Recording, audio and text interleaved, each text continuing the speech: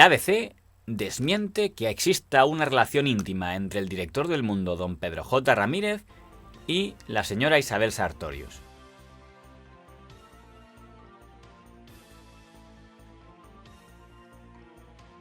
Es difícil analizar la intencionalidad de esta portada, porque si el ABC de don Luis María Ansón quería desmentir un bulo, la mejor forma de hacerlo era no informar sobre él.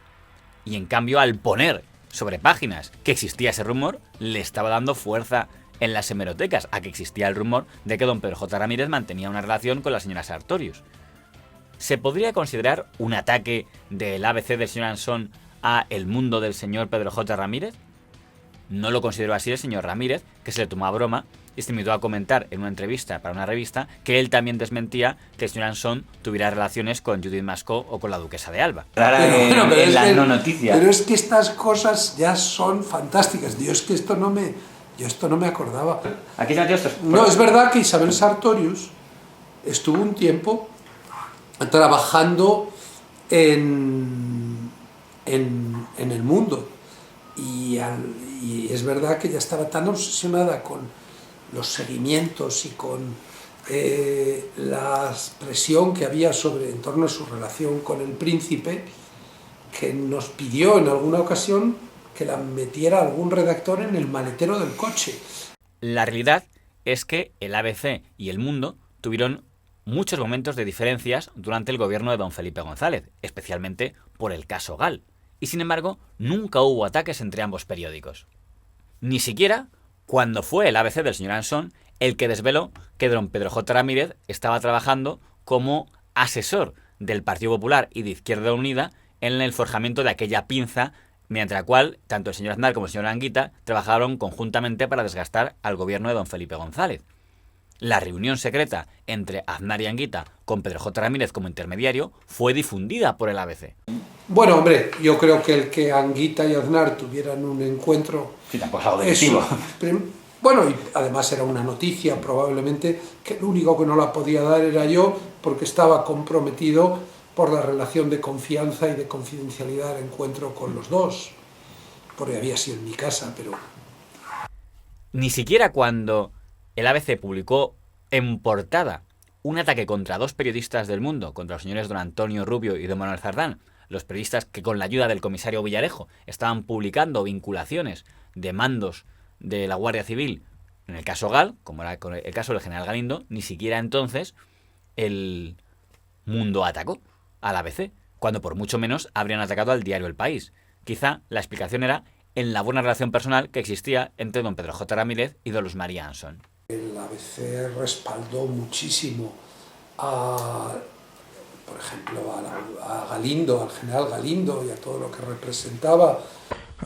Claro, había gentes que lo que hacían era recibir orden de los que habían tomado la decisión política de hacer eso y la crítica a esas personas que se habían jugado la vida contra ETA, que no es que estaban haciendo unos escuadrones de la muerte contra demócratas, sino era contra ETA y qué tal, pues a mí me parecía injusto y por ejemplo las críticas al general Galindo yo creo que fueron excesivas y muchas veces manipuladas.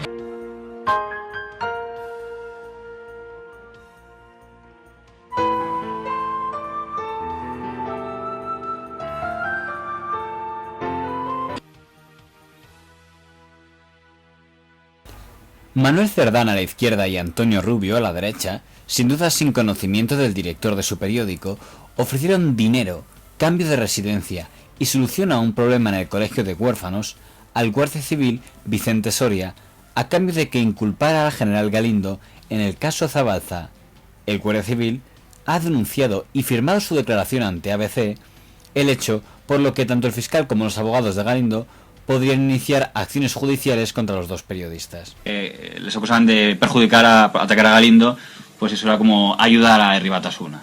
Yo creo que todo eso forma parte de la dinámica general, es decir, cada grupo, cada sector, de alguna forma, pues intenta ayudar a sus más afines en un momento determinado.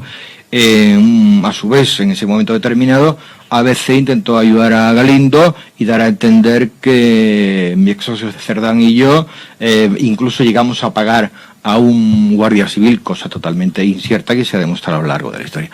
Dos periodistas Rubio y Cerdán, necesitan hacer un reportaje sobre los GAL. Conectan con un exguardia civil, José Velázquez Soriano, recibe la cantidad de 2 millones de pesetas por prestarse a esta utilización. Realizan esta entrevista, este panfleto, todo él falso, todo él desde la primera hasta la última letra falsa, excepto todo aquello que han recogido del periódico Egin, periódico de los terroristas, por cierto. Si el hombre decía cosas falsas, digo yo que será imputable al entrevistado. No, señor. Pagan 2 millones de pesetas para que diga esas cosas.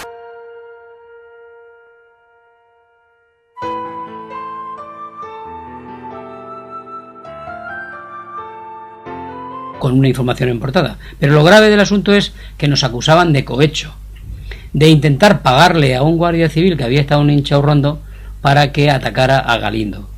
Les recuerdo a ustedes que Galindo fue condenado después a más de 70 años por el crimen de la Seizabala. Luego, no estábamos nosotros mal encaminados ni mal dirigidos en nuestras investigaciones. Pero ¿qué ocurre? Que el señor Vera había montado todo una escenografía, un escenario propicio para él, intentado influir en la voluntad del magistrado que iba a asistir a aquella audiencia, con la animadversión y con su estrategia y esa mente que tenía tan retorcida. Coge el periódico y se lo entrega al juez y dice: mire usted con quiénes me tengo que ver la cara, son unos delincuentes. Y le entrega al juez. Es muy difícil pensar que fuera casualidad. La portada, por eso te digo, le entrega al juez la portada del periódico y le dice: mire, señoría, estos son las personas con las que yo tal. Y fueron muy a saco contra la investigación del juez Garzón en el tema del caso Marey. En esto yo creo que el único periódico coherente es el ABC, que se mete con Garzón ahora, pero se metía con Garzón también antes. Porque mira, por ejemplo, esta es una portada del ABC de los años 90 en la que acusaban a Garzón de cobrar con fondos reservados.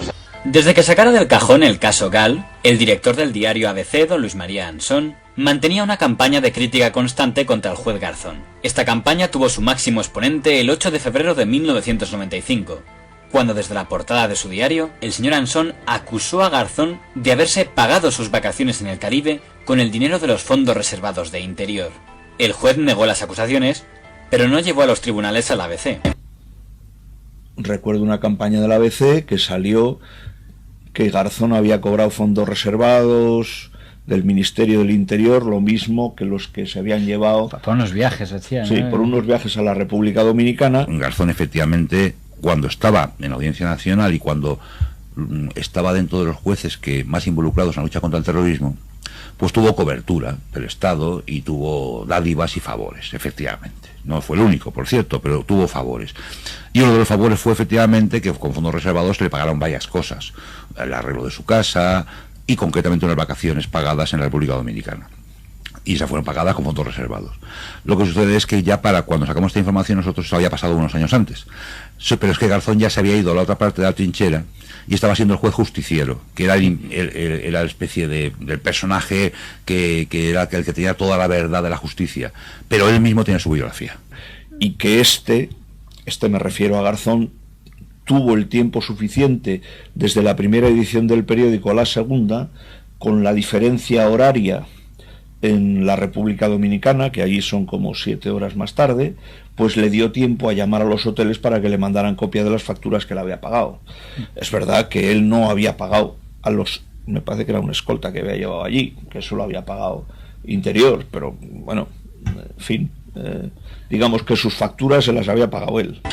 Esos son de los aspectos, ya que hemos hablado, no precisamente muy positivos de Garzón. Garzón se presenta, sale de la judicatura para presentarse como número 2 de un partido político, cosa no muy propia de un juez, se presenta como gana las elecciones en Madrid, Felipe González lo hace secretario de Estado, y cuando Felipe González hace a Belloc ministro del Interior, él quiere ser ministro de Justicia. Felipe González, a mí me parece que con buen criterio dice que no, y hace a Belloc ministro de Interior y de Justicia a la vez. Y entonces Garzón se va de la administración, vuelve a su juzgado, que entonces había derecho a ello, ahora no lo podría hacer, y lo primero que hace es sacar del cajón el asunto de los GAL y hacer toda una operación cuyo fin no era Barrio Nuevo es el que cayó, pero cuyo fin era Felipe González. Y eso, pues, tanto en medios de la judicatura como en medios políticos del Partido Socialista ha sido muy fuertemente criticado, y yo creo que con bastante razón. Mientras que el diario El País se hacía eco de las acusaciones del ABC, el director del periódico El Mundo, don Pedro J. Ramírez, publicaba inmediatamente un editorial en defensa del juez Garzón. No es sino una pieza más, estúpida pero no menos estúpida que otras, de la campaña puesta en marcha desde hace semanas para minar las posiciones de la justicia en su intento de establecer quién, cómo, con qué dinero y por orden de quién cometió toda una colección de delitos, 20 y tantos asesinatos incluidos. En el centro de esta campaña hay, como se demuestra una y otra vez, un hombre, Rafael Vera.